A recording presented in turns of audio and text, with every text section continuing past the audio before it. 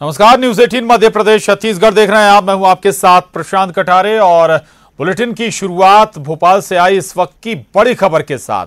ये इस वक्त की बड़ी खबर है मध्य प्रदेश से और 5 या 6 तारीख को माना जा रहा है कि शिवराज कैबिनेट का विस्तार हो सकता है। 20 से ज्यादा मंत्री शपथ ले सकते हैं।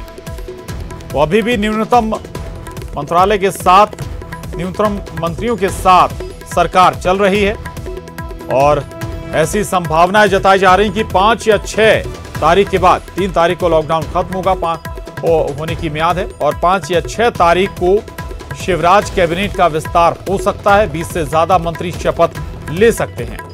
हमारे साथ news 18 senior editor Praveen Dubey ji इस वक्त जुड़ गए। प्रवीण जी, महत्वपूर्ण ये जो कई बड़े चेहरे अभी छूट गए थे, जो पहला मंत्रिमंडल बना था उसमें कई ऐसे चेहरे हैं जो वरिष्ठ के तौर पर जाने जाते हैं, लंबे समय तक सरकार में रहे भी हैं, मंत्री भी रहे हैं, उन्हें प्राथमिकता होगी अगर होता है विस्तार तो? बिल्कुल प्रशांत, मैं आपको बता दूं कि ये जब से इन्होंने बल्लभ भवन, सतपुड़ा और विंध्याचल में 30% कर्मचारियों के साथ लोगों की शुरुआत की कि दफ्तर आना शुरू करें, तब से ही ये बात जोर पकड़ने लगी थी कि जब ये आ सकते हैं अधिकारी कर्मचारी लोग दफ्तर, तो फिर कैबिनेट रिशफल भी बहुत संक्षेप में हो सकता है, जल्दी वक्त में हो सकता है। अभी हमें ये समझना होगा कि जब कमलनाथ सरकार थी तो 116 उनके पास एमएलए थे और उस वक्त जो संख्या थी वो 35 थी, मुकर्रर के 35 मंत्री ही बनाए जा सकते हैं। इनके पास 107 है अभी ये बीजेपी, तो ऐसे में 30 से 31 जो है मंत्री वो बनाए जा सकते हैं। अभी 6 है सीएम मिला के, 5 मंत्री और 1 मुख्यमंत्री, यानी 6 लोग की संख्या अभी फुलफिल हो चुकी है। तो अंदाज लगाया जा रहा है कि 22 से 24 लोग हो सकता है कि वो उसमें ले लिए जाएं, जिनमें अब ये तय करा होगा। जो अभी तक जो सोर्सेस हैं वो कह रहे हैं कि 6 मंत्री हो सकता है कि सिंधिया के कोटे से हों, जो सिंधिया के साथ वाले थे, जो पिछली सरकार में भी मंत्री थे।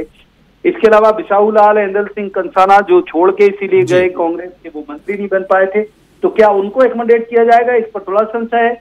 और जैसा आपने कहा कि बीजेपी के जो बड़े नाम हैं, भूपेंद्र सिंह, गोपाल भार्गव, राजेंद्र शुक्ला, ये इस तरह के जो बड़े नाम, अजय विश्नोई, ये जो अभी बिल्कुल बाहर बैठे हुए हैं, संभव है कि इनको एकमोडेट किया जाएगा। तो कुल मिला के अभी तक जो सोर्सेस हैं वो ये कह रहे हैं कि संभावना है कि 5 या 6 तारीख या 4 से 6 तारीख के बीच में, 4 तारीख चूंकि मंडे है, तो 4 से 6 तारीख के बीच में हो सकता है कि शिवराज कैबिनेट का विस्तार हो। प्रशांत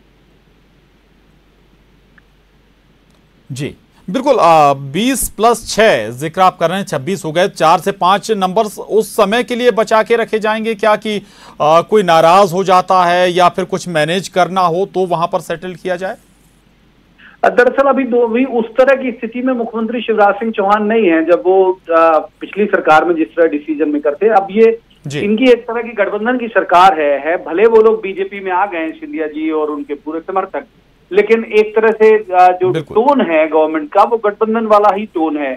तो वो ऐसे मसले में वो अकेले निर्णय नहीं ले पाएंगे, वो तो तय होगा दिल्ली से।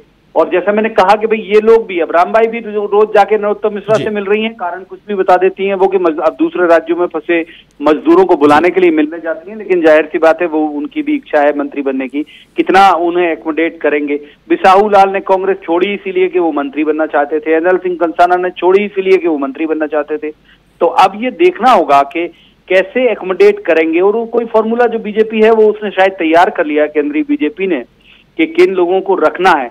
मुझे लगता है कि कुछ सीटें जरूर होल्ड की जाएंगी, शायद इसीलिए कि उन बाकियों को आस रहे कि अगर विस्तार हुआ तो संख्या जैसा मैंने कहा कि 22 से 24 हो सकती है। हो सकता है 22 शपथ लें अभी, और या हो सकता है कि पूरे 24 शपथ लें। जी, रामबाई का आप जिक्र कर रहे थे, सपा बसपा निर्दलीय में से भी क्या संभावित है, कोई नजर आता है क्या ऐसी स्थिति बनती हुई? हालांकि बीजेपी मुझे लगता है कि अभी बिल्कुल मौका नहीं देगी किसी दूसरी पार्टी या दूसरे नेता को कि वो अपनी बार्गेनिंग कैपेसिटी बिल्डअप करे और सरकार के लिए असहज स्थिति कमलनाथ जी की तरह पैदा करे। तो मुझे लगता है कि शायद अभी उस पर विचार करेगी बीजेपी। पहले तो अपने लोग और जो सिंधिया जी के लोग, जो मैं कह रहा हूँ गठबंधन शब्द जो मैंने यूज किया, भले वो भाजपा में आ गए लेकिन टोन इसी तरह का कि वो गठबंधन के सहयोगी हैं, तो पहले तो इन्हें एकोमोडेट किया जाएगा। उसके बाद तय बीजेपी की मानसिकता इसी बात को लेकर है कि जो बाई इलेक्शन होंगे 24 विधानसभा सीटों के लिए लॉकडाउन खत्म होने के बाद और स्थिति सामान्य होने के बाद, उसमें कंप्लीट मेजॉरिटी लाई जाए। तो मुझे नहीं लगता कि इनसे जो हमेशा ब्लैकमेल करना जिनकी तासीर है उन्हें शायद शामिल करे बीजेपी, लेकिन फिर भी राजनीति है, कहा कुछ भी नहीं जा सकता। प्रशांत अभी जी जी, बहुत शुक्रिया आपका हमसे बात करने के लिए। तो 20 नए मंत्री या 20 नए चेहरे मंत्री पद की शपथ ले सकते हैं, ऐसी संभावना है 5 या 6 मई के बाद। एक और बड़ी खबर का रुख कर रहे हैं। बड़ी खबर भोपाल से, जहां स्वास्थ्य एवं गृह मंत्री नरोत्तम मिश्रा ने बैठक ली है। विधायकों और अधिकारियों के साथ उन्होंने ये बैठक की। कोरोना संकट से निपटने पर महत्वपूर्ण चर्चा हुई है और संक्रमण से बचाव के लिए रणनीति भी बनाई गई है। तो स्वास्थ्य और गृह मंत्री नरोत्तम मिश्रा की अहम बैठक, इसमें सभी विधायक और अधिकारी शामिल हुए। कोरोना संकट से कैसे निपटा जाए, इस पर चर्चा के साथ साथ रणनीति भी बनाई गई।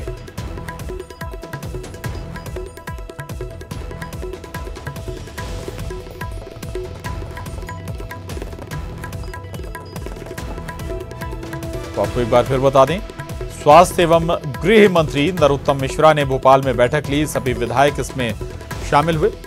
दरअसल चुनौती बड़ी है प्रदेश के सामने, कोरोना से निपटना, और इसमें पूरी सरकार, पूरे विधायकों की भागीदारी अब सरकार चाहती है। शरद श्रीवास्तव हमारे साथ जुड़ गए हैं इस खबर पर और जानकारी के साथ। शरद, बैठक में सभी पक्ष विपक्ष के सभी विधायक मौजूद थे, अधिकारी मौजूद थे। महत्वपूर्ण बैठक की है, चूंकि गृह मंत्री और स्वास्थ्य मंत्री दोनों ही नरोत्तम मिश्रा हैं।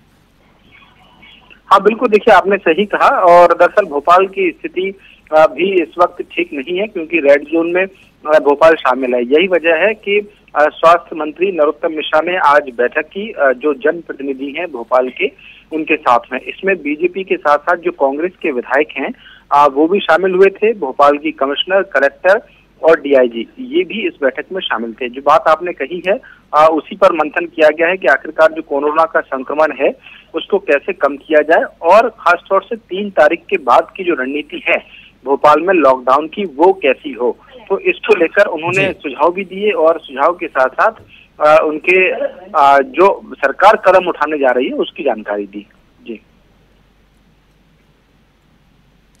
बिल्कुल, महत्वपूर्ण ये भी होगा शरद, चूंकि जो रेड जोन वाले जिले हैं जिनका आप जिक्र भी कर रहे हैं, भोपाल, इंदौर, उज्जैन और कुछ और जिले हैं, यहां पर अभी भी चुनौतियां बरकरार हैं। तो जन सहयोग चाहती होगी सरकार, खासतौर से जो जन प्रतिनिधि हैं उनका सहयोग, उनके विचार भी यहां पर महत्वपूर्ण रहेंगे। अब बिल्कुल, देखिए दरअसल एक चीज, 2 बातें हैं। एक तो ये कि जो स्थिति पहले जितनी चिंताजनक थी उतनी अब उतनी नहीं है, और उसके स्वास्थ्य मंत्री लगातार ये दावा भी कर रहे हैं कि जो संक्रमण जिस तरीके से पहले तेजी से फैला था अब उतना नहीं है।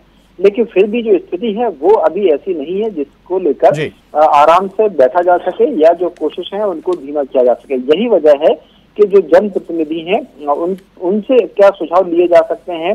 जो टास्क फोर्स बनाई गई है जिलों में, अलग से क्राइसिस मैनेजमेंट की जो टीमें बनाई गई हैं, उनका मकसद भी दरअसल यही है। तो इसी के तहत ये बैठक ली गई थी। और जैसा मैंने कहा कि 3 तारीख आ रही है, और 3 तारीख तक का जो लॉकडाउन था उसकी समय सीमा खत्म हो रही है। तो फिर उसके बाद की स्थिति क्या हो सकती है, इन सारी बातों को लेकर बैठक में मंथन किया गया।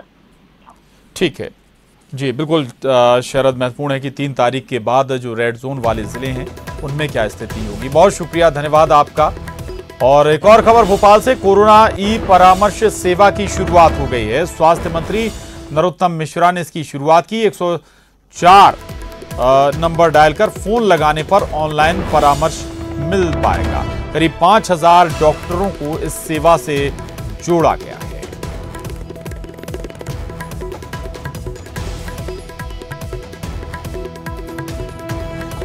तो आपको एक बार फिर बता दें, दरअसल भोपाल से बड़ी खबर है, कोरोना ई परामर्श सेवा की शुरुआत हो गई है। स्वास्थ्य मंत्री नरोत्तम मिश्रा ने इसकी शुरुआत की है। एक महत्वपूर्ण कार्यक्रम की आज शुरुआत मध्य प्रदेश की सरकार ने आम जन के लिए बहुजन हिताय बहुजन सुखाय के मंत्र को ध्यान में रखते हुए कोरोना ई परामर्श सेवा प्रारंभ की है। इसमें हिंदुस्तान भर के 5000 डॉक्टर आपको 104 पर निःशुल्क परामर्श देंगे कोरोना के संबंध में। कोरोना से संबंधित कोई भी विषय, रोग से संबंधित या आशंकाओं से संबंधित, ये 5000 डॉक्टर जो 104 पर आपको निःशुल्क सेवा देंगे, इसका नाम स्टेप 1 प्रोजेक्ट स्टेप 1 प्रोग्राम है ये। और यही पहला स्टेप होगा कि आप अपनी जानकारी, आप अपनी आशंका, आप अपनी चिंता संबंधित डॉक्टर को बनाकर मार्गदर्शन लेकर आप स्वस्थ रहें, निरोगी रहें। यही सोच मध्य प्रदेश की सरकार का, हमारे मुख्यमंत्री शिवराज सिंह चौहान का है। छत्तीसगढ़ के मुख्यमंत्री भूपेश बघेल ने प्रधानमंत्री नरेंद्र मोदी को पत्र लिखा है और उधार की सीमा जीएसडीपी के 6% और वित्तीय घाटा 5% करने का अनुरोध किया है। सीएम ने लॉकडाउन से राज्य को हो रही वित्तीय कठिनाइयों का हवाला देते हुए मदद मांगी है। सीएम बघेल ने पत्र में लिखा है कि 22 मार्च से लागू तालाबंदी के कारण राज्य के सामने वित्तीय कठिनाइयां सामने आ रही हैं। संपूर्ण तालाबंदी ने समाज के आर्थिक रूप से कमजोर वर्ग को सबसे अधिक प्रभावित किया है, जिनमें विशेषकर दैनिक आय अर्जित करने वाले मजदूर, छोटे दुकानदार एवं अधिकतर ग्रामीण परिवार शामिल हैं। ये फसलों की कटाई का भी समय है, जिनमें किसानों को फसल काटने और उसे बेचकर जीवन यापन में कठिनाइयों का सामना करना पड़ रहा है।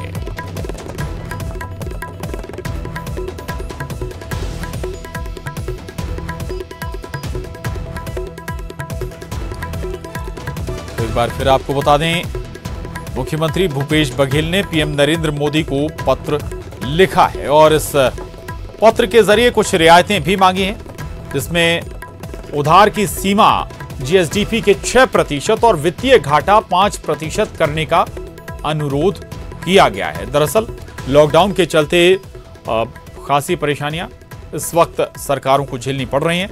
हमारे साथ रायपुर से ममता लांजेवार जुड़ रही हैं और जानकारी के साथ। ममता, बहुत महत्वपूर्ण है, लॉकडाउन के बाद तमाम आर्थिक गतिविधियां शिथिल हैं, राजस्व सरकार को हासिल हो नहीं रहा है और ऐसे में जरूरी है कि रियायत मिले केंद्र से राज्य को।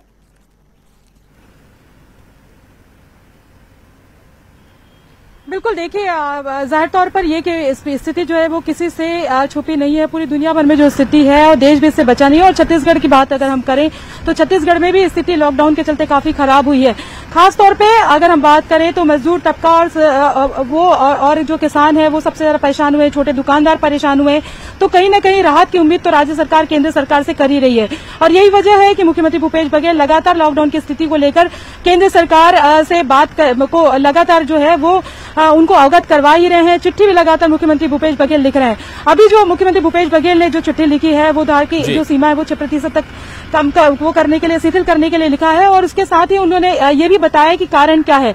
तो देखना यह है कि केंद्र सरकार क्या राज्य सरकार की इस चिट्ठी को पॉजिटिव तरीके से लेती है और क्या उनकी बात मानती है। ये जरूर है कि वाकई अगर हम बात करें तो छत्तीसगढ़ में अभी जो एक तरह से कहें कि जब फसल कटाई का समय था उसके जस्ट पहले भी लॉकडाउन हुआ। तमाम तरह की जो गतिविधियां हैं, चाहे किसानी के काम हो, चाहे दुकानदारी हो और तमाम तरह की चीजें जो है मनरेगा, सब जो चीजें हैं वो रुक गई हैं।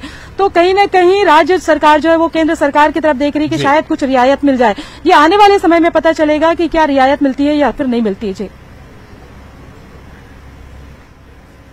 बिल्कुल स्वाभाविक है ममता, हर वर्ग इससे प्रभावित हुआ है लॉकडाउन से, चाहे मजदूर वर्ग हो या फिर किसानी से जुड़े लोग हों। और अब इसके बाद सरकार आशा जरूर कर रही है केंद्र से कोई राहत की। रहिएगा ममता, आगे भी आपसे बात करेंगे। और अब बात लॉकडाउन की वजह से छत्तीसगढ़ के 1,08,000 मजदूरों की जो दूसरे राज्यों में फंसे हैं और जिन्हें वापस लाने की तैयारी जरूर चल रही है। बघेल सरकार सभी मजदूरों की छात्रों की तरह घर वापसी की कवायद में जुटी हुई है। गौरतलब है कि देश के 21 राज्यों और 4 केंद्र शासित प्रदेशों में ये मजदूर फंसे हुए हैं। सीएम बघेल के आदेश के बाद श्रम विभाग दूसरे प्रदेशों में फंसे मजदूरों को लाने की तैयारी कर रहा है। वहीं छत्तीसगढ़ में भी दूसरे राज्यों के मजदूर फंसे हैं, जिन्हें राज्य सरकार ने शिविर में रखने की व्यवस्था की है और उन्हें जरूरी सुविधाएं मुहैया कराई जा रही हैं। कोटा के बच्चों को हम ला रहे हैं और उसी समय हमने गृह मंत्रालय को पत्र लिखा था, न केवल विद्यार्थियों को बल्कि हमारे जो मजदूर हैं जो अन्य राज्यों में रुके हुए हैं उनको भी लाने का हमको अनुमति दी जाए। जो मजदूर फंसे हुए हैं उनके भी नाम सूचीबद्ध कर रहे हैं, किस प्रदेश के किस किस जिले में कितने कितने मजदूर फंसे हुए हैं और वो आना चाहते हैं, तो उसके भी सूचीबद्ध करेंगे और सूचीबद्ध करके उनको लाने की व्यवस्था हम। राज्य सरकार ने प्रदेश के मजदूर जो दीगर प्रांत में फंसे हुए हैं उन्हें लाने के लिए व्यापक इंतजाम किए हैं और जिस तरह से कोरोना संक्रमण से राज्य सरकार काफ़ी बेहतर ढंग से काम कर रही है और मजदूरों की भी आस जगी है, उसे लेकर के राज्य सरकार ही साथ साथ विभागीय जो अधिकारी हैं वो काफ़ी संजीदगी से काम कर रहे हैं। हमारे बीच मौजूद हैं सचिव सह श्रम आयुक्त सोनमणि बोरा जी हैं, हम बात करेंगे सर किस तरह की पूरी तैयारी है जो दीगर प्रांत में मजदूर फंसे हैं उन्हें लाने के लिए और कितना ये आंकड़ा है? देखिए, जो लॉकडाउन 2 बार हुआ है, लॉकडाउन पहली बार और उसके बाद दूसरी बार जब एक्सटेंड किया गया, तो अब तक जो जितने लोगों ने छत्तीसगढ़ शासन से, श्रम विभाग से, हमारे जो हेल्पलाइन है, जो डिस्ट्रिक्ट में हेल्पलाइन है, जनप्रतिनिधियों के माध्यम से, मुख्यमंत्री कार्यालय के माध्यम से या अन्य जो माध्यम है उनके माध्यम से जो मदद मांगी है, ये आंकड़े लगभग 1,09,000 के आसपास है, जो 21 राज्यों में और 4 केंद्र शासित राज्यों में ये सारे मजदूर लॉकडाउन के कारण संकट में आए हैं। ये वही लोग हैं जिन्होंने हमसे मदद मांगी और उनको उनके आवश्यकता के अनुरूप मदद मुहैया कराया गया। तो अभी एक विस्तृत निर्देश मुख्य सचिव छत्तीसगढ़ शासन द्वारा सभी जिला कलेक्टरों को कल जारी की गई है। इसमें एक स्टैंडर्ड ऑपरेटिंग प्रोसीड्योर जारी की गई है और जहाँ तक क्वारंटाइन एक्सेट्रा की बात है, हमारे जो एंट्री पॉइंट है, जो बॉर्डर है, वहाँ पे पहली बार जो है स्वास्थ्य परीक्षण किया जाएगा और उसमें यदि अस्वस्थ पाए जाते हैं तो इमीडिएट उनको वहीं पे क्वारंटाइन की व्यवस्था या जो इंस्टीट्यूशनल क्वारंटाइन जो हॉस्पिटल ले जाने की यदि ज़रूरत हो तो वहाँ ले जाया जाएगा। प्रथम परीक्षण में यदि वो ठीक पाए जाते हैं तो उसके बाद सीधा उनको ज़िले में ले जाया जाए। जाहिर तौर पे कहा जा सकता है अब जो मजदूर बाहर में फंसे हुए हैं उन्हें छत्तीसगढ़ आने की आस जगी है और राज्य सरकार और श्रम विभाग इस दिशा में काम कर भी रहा है। कैमरा पर्सन रोहित श्रीवास्तव के साथ युगल तिवारी, न्यूज़ 18 रायपुर। उधर प्रदेश में कोरोना पीड़ित मरीजों की संख्या एक बार फिर बढ़ गई है। कल 2 नए मरीजों के कोरोना टेस्ट पॉजिटिव आए, जिनका इलाज रायपुर एम्स में किया जाएगा। ये 2 मरीज सूरजपुर के शिविर में क्वारंटाइन किए गए थे। एक मरीज की पहले ही पुष्टि हो चुकी थी, जबकि एक संदिग्ध की रिपोर्ट की दोबारा जांच हुई। गौरतलब है कि सूरजपुर में रैपिड टेस्ट के दौरान 10 लोगों में कोरोना की पुष्टि हुई थी, जिसके बाद इन सभी की रिपोर्ट दोबारा जांच के लिए रायपुर एम्स इन्हें लाया गया था। इस बात की जानकारी रायपुर एम्स ने ट्वीट कर दी। इसके अलावा जशपुर के भी एक संदिग्ध मरीज की जांच रिपोर्ट नेगेटिव आई है। कल रायपुर एम्स से कोरोना के 2 मरीज डिस्चार्ज भी हुए। इसके साथ ही प्रदेश में कोरोना के एक्टिव मरीजों की संख्या 4 पहुंच गई है, जबकि प्रदेश में अभी तक कुल 40 मरीजों की पुष्टि हुई है, जिनमें से 36 मरीज स्वस्थ हो चुके हैं।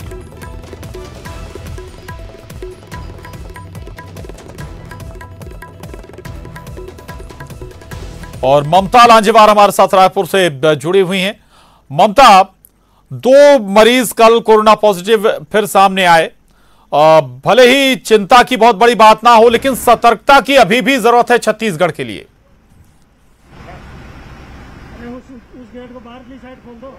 देखिए, लगातार इस बात को कहा जा रहा है कि कोरोना के साथ सबसे बड़ी जो विडंबना ये है कि ये बहुत जल्दी फैलता है और कौन किसके संपर्क में आया है इसको ट्रेस करना भी कई बार काफी मुश्किल हो जाता है, क्योंकि कई ऐसे लोग हैं जिनके सिम्टम तो नहीं पता चलते हैं कि वो कोरोना पॉजिटिव है या नहीं। ये भी एक चिंता का विषय हो गया है। तो जाहिर तौर पर जो 2 नए मरीज आए हैं उसके बाद में, और खासतौर पे अगर हम बात करें तो 2 जो मरीज वो आए हैं वो मजदूर हैं। तो अलग अलग राज्यों से जो मजदूर यहाँ पर आ रहे हैं उनको लेकर भी खासतौर पे नजर रखने की जरूरत है। ये जरूर है कि अभी सिर्फ 4 एक्टिव हैं, लेकिन उसके बाद भी हम बहुत ज्यादा राहत नहीं मान सकते, क्योंकि जितनी ज्यादा जांच होगी उसके बाद में इस चीजें और स्पष्ट होती जाएंगी। अभी फिलहाल अगर हम बात करें तो ये अच्छी बात ये कह सकते हैं कि जितने भर्ती हो रहे हैं वो लगातार ठीक होकर जा रहे हैं। हमारे यहाँ डेथ रेशियो नहीं है। अगर हम बात करें तो काफी ये एक बहुत अच्छी बात है और यही वजह है। और जो लोग भर्ती हो रहे हैं वो काफी जल्दी ठीक होकर जा रहे हैं, तो ये एक पॉजिटिव सिम्टम है। लेकिन उसके बाद भी लोगों को लापरवाही बरतने की जरूरत नहीं है, लोगों को किसी भी तरह के गलतफहमी में रहने की जरूरत नहीं। खुद स्वास्थ्य मंत्री टीएस सिंहदेव ने अभी कहा कि केंद्र सरकार ने जरूर राजधानी रायपुर को केवल रेड जोन दिया है और उसके साथ ही कोरबा को ऑरेंज जोन दिया, बाकी 25 जो जोन है वो ग्रीन जोन दिया है। लेकिन उनका कहना है कि हम नहीं समझ पा रहे कि केंद्र सरकार ने किस तरीके से इसको जो है वो इस तरीके से जो ये डिसीजन लिया हुआ है। उनका कहना है कि भले ही केंद्र सरकार ने कह दिया, लेकिन हम अभी भी 25 जो जोन है उसको येलो जोन में मान के चल रहे हैं। खतरा अभी टला नहीं है और हर व्यक्ति को संदेह की नजर से देखना चाहिए। लोगों को सोशल डिस्टेंसिंग, फिजिकल डिस्टेंसिंग का पालन करना चाहिए।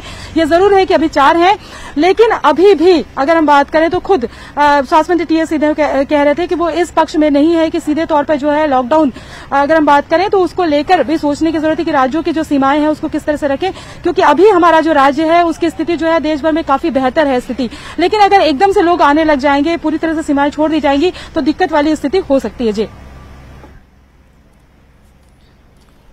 जी शुक्रिया ममता आपका इस पूरी जानकारी के लिए। छत्तीसगढ़ में अभी भी एहतियात बरतने की बरता जाएगा वहां पर, ताकि किसी भी सूरत में वहां पर कोरोना परेशान ना करे। और अब एक बड़ी खबर भोपाल से है, जहां सीएम शिवराज सिंह ने राज्यपाल लालजी टंडन से मुलाकात की है। राजभवन में जाकर ये मुलाकात की गई है। बताया जा रहा है कि कोरोना को लेकर मौजूदा हालात के बारे में उन्हें जानकारी दी गई है। तो ये बड़ी खबर है भोपाल से। शिवराज सिंह चौहान राजभवन पहुंचे, राजभवन में जाकर मुलाकात की राज्यपाल लालजी टंडन से। काफी देर तक चर्चा हुई है। चर्चा के दौरान की तस्वीरें और बताया जा रहा है कि कोरोना के जो वर्तमान हालात हैं मध्य प्रदेश में उस पर विस्तृत जानकारी दी गई है। और हालांकि इस बीच एक खबर यह भी आई कि 5 या 6 मई तक मंत्रिमंडल विस्तार हो सकता है। संभवतः हो सकता है कि उस पर भी कोई चर्चा हुई हो, लेकिन जो जानकारी अभी तक निकल कर आई है, बताया गया है कि कोरोना के संबंध में राज्यपाल लालजी टंडन को पूरी जानकारी दी गई है। अवगत कराया गया है क्या क्या कदम अभी तक उठाए गए हैं सरकार के जरिए कोरोना से निपटने के लिए। जो रेड जोन है वहां पर कैसे प्रबंध हैं, क्या स्थितियां हैं, कैसे स्वास्थ्य सेवाएं बेहतर की जा रही हैं, कोरोना से निपटा जा रहा है।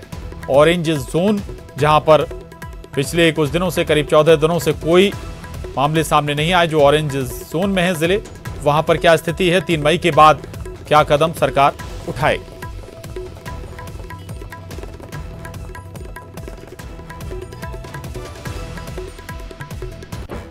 और बुलेटिन में बस इतना ही। खबरों का सिलसिला लगातार जारी है।